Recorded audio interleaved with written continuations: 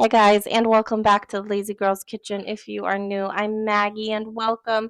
Today, we are going to be making a chicken pot pie pasta. So good. And I'm going to tell you, if you have leftovers and you want to heat them up, put them in a casserole dish.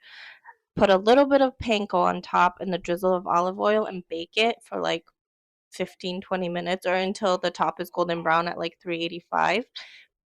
The best leftovers ever. Um, yeah. So also I do want to say that I love to use egg noodles for this, but I didn't have any on hand, so I just used what I had. But preferably if you could get the egg noodles, use those. All right, guys, enjoy.